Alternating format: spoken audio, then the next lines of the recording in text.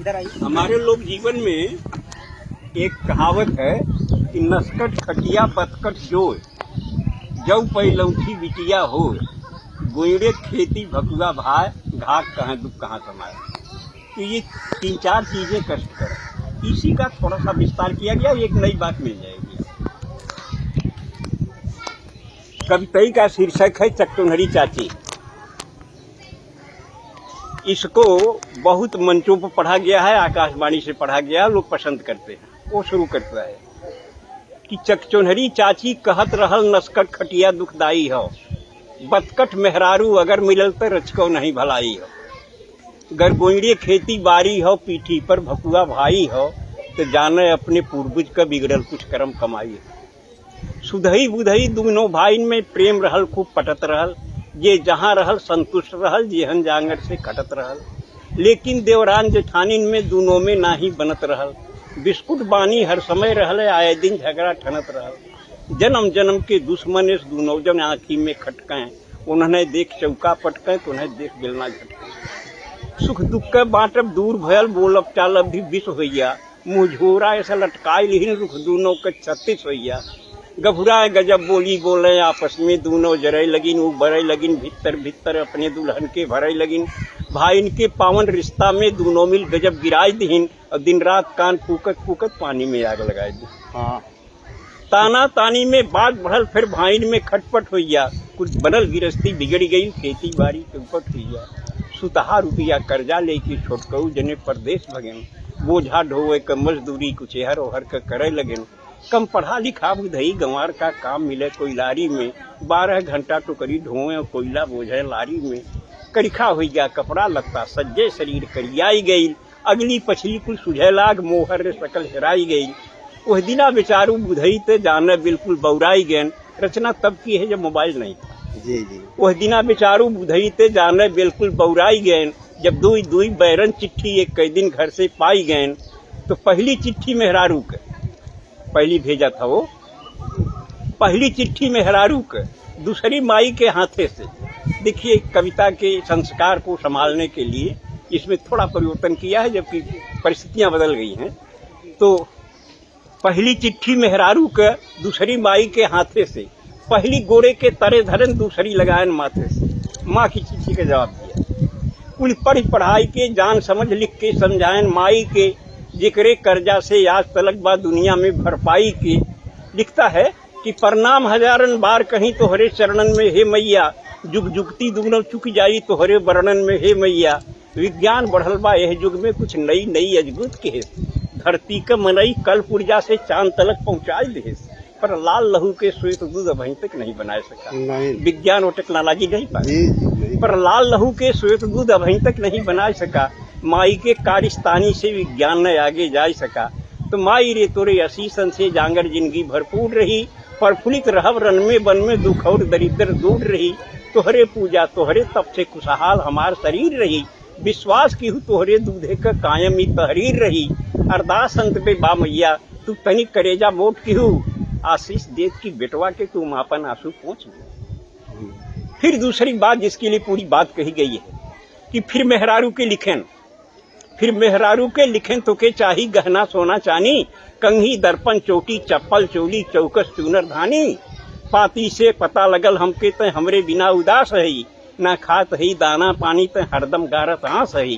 तो सीता हरण सुने होगी पंडित से कथा रामायण में, बिरहा चैता कजरी सोहर सावनी लावनी गायन में। जब पंचवटी में सीता के रावण धैलेस बरजोरी से, सीता का आंस बहे जैसे पानी बरखा के ओरी से। तब रावण बोलल है सीता को रावण पकड़ता है, रोने लगी। रावण ने कहा रो रही हो सीते, दशरथ के भंडार में बड़ा सोना चांदी था, जनक के पास भी सोने चांदी की कोई कमी नहीं थी, लेकिन तुम्हारी पति के प्रति निष्ठा अविचल थी, अटल निष्ठा थी, इसलिए तुमने सोने चांदी की तरफ देखा नहीं, राम के साथ चली आई। और वह राम तुम्हारे साथ तब तक रहा सीता जब तक सोने चांदी से तुम्हारा मोह नहीं जगा था। आज माया के सोने पर, रोल्ड गोल्ड पर तुम्हारा मोह जग गया तो राम छूट गया। और जब सोने का ही सवाल अहम है तो चल लंका जहाँ सोना ही सोना है। कौन सी गलती किया था। जब पंचवटी में सीता के रावण धैलेस बरजोरी से सीता का आंस बहे जैसे पानी बरखा के ओरी से। तब रावण बोलल, हे सीता, जब भयल राम वनवास रहल, दशरथ के महल अटारिन में सोनन का हास विलास रहल, लेकिन ना मोह भयल तोहके तब राज और राजधानी पर, तू लात मार के चली आऊ दशरथ के सोना चानी पर। तब पति का प्रेम मिलल सच्चा, कंडीशन थी। तब पति का प्रेम मिलल सच्चा, विश्वास राम में बना रहा, सोना का सूरत दूर रहल, विश्वास पति में घना रहा। माया का सोना हिरन देख जब लालच लोभ त्योहार बढ़ल, पति प्रेम भुलायल, सोना का जब विकट कपारे भूत चढ़ल, तो दुर्गत का पहरा आयल, किस्मत करम फूटल सीता। सोना के भारी लालच में लपट के साथ छूटल सीता। सोना का चाह तो है बाटे, तब तक बेकार कुल रोना हो, अब चला चली लंका नगरी जोने में सोने सोना। ये बात याद कर रावण कहा, आवाज सही है सदा रही, सुख वही मिली उतने जितना किस्मत में जिक्र बदा रही। आगे भी जौने नारी के सोना के लालच धरे रही, छुट जाई ओकर राम सुन पति कबन ओकरे घरे रही। ई कहत कहत ड्यूटी आइल, बुधई झट बांध लेन पगड़ी, देखा तो आगे खड़ा रहा जोड़ी वाला लेके सगड़ी। अब गुरुजी वही हिंदी का क्या एक बात यार, बुढ़ाई हो बुढ़ाई सांस सही बात। हाँ हाँ, हड्डी पर कितनी कबड्डी ले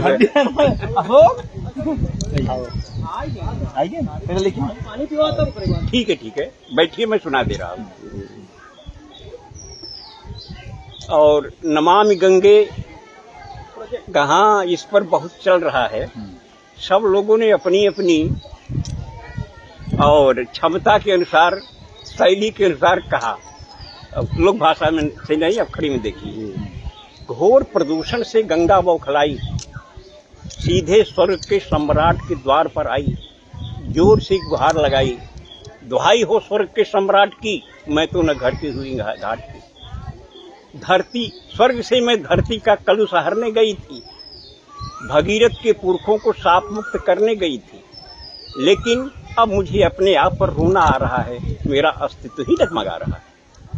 देवराज बोले, गंगे तू कभी श्री हरिपद नख में समाई थी, ब्रह्मा के कमंडल में जगह बनाई थी, शिव के जटाजूट में भी लहराई थी। लेकिन जब विष्णु ने तुम्हें लात मार दिया, ब्रह्मा ने हाथ झाड़ लिया और शिव ने तुमको दिल दिमाग से उतार दिया, तभी तुम्हें तुम्हारी औकात बता दी गई, जब देवताओं का साथ छुड़ाकर तुम आदमी के साथ लगा दी गई। उतार दी गई। तभी तुमको तुम्हारी औकात बता दी गई, जब देवताओं का साथ छुड़ाकर तुम आदमी के साथ लगा दी गई। गंगे, तो युगों से तुम धरती का कलुष पी रही हो, एक छटपटाहट भरी जिंदगी जी रही हो। आदमी नहीं जानता कि ये तुम्हारी विवशता है कि महानता, लेकिन इतना सच जरूर है, ये तुम आदमी का कलुष न पचाती, उसको उसके ही प्रदूषण से न बचाती, तो अब तक उसके पाप का घड़ा भर गया होता और अपने ही प्रदूषण के जहर से आदमी मर गया होता। कैसा रहा ये?